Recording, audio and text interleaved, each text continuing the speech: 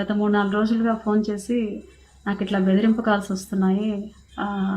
నన్ను చంపేస్తానంటున్నారు అని చెప్పారు. చెప్తే మేము మరి భయపడిపోయి ఇంటికి వచ్చేయండి, మరి ఎందుకు అక్కడే ఉండడము, అంత బెదిరింపు కాల్స్ వస్తుంటే వచ్చేయచ్చు కదా అని అడిగాము.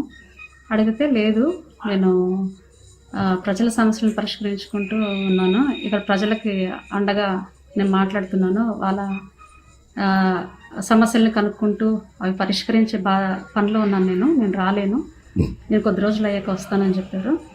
మరి ఈరోజు చూస్తే సడన్గా ఆయన మీద హత్యాయత్నం జరిగిందని నేను విన్నాను.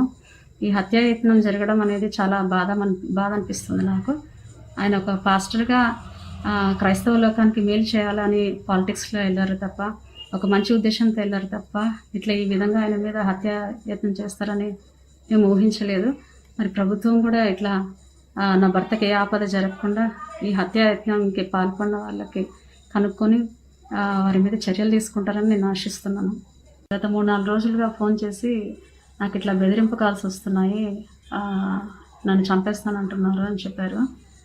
చెప్తే మేము మరి భయపడిపోయి ఇంటికి వచ్చేయండి, మరి ఎందుకు అక్కడే ఉండడము, అంత బెదిరింపు కాల్స్ వస్తుంటే వచ్చేయచ్చు కదా అని అడిగాము.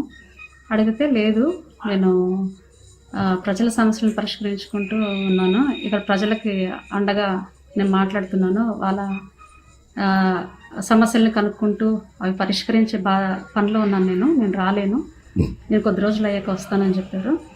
మరి ఈరోజు చూస్తే సడన్గా ఆయన మీద హత్యాయత్నం జరిగిందని నేను విన్నాను.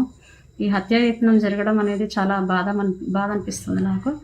ఆయన ఒక పాస్టర్గా క్రైస్తవ లోకానికి మేలు చేయాలని పాలిటిక్స్లో వెళ్ళారు తప్ప, ఒక మంచి ఉద్దేశంతో వెళ్ళారు తప్ప, ఇట్లా ఈ విధంగా ఆయన మీద హత్యాయత్నం చేస్తారని మేము ఊహించలేదు.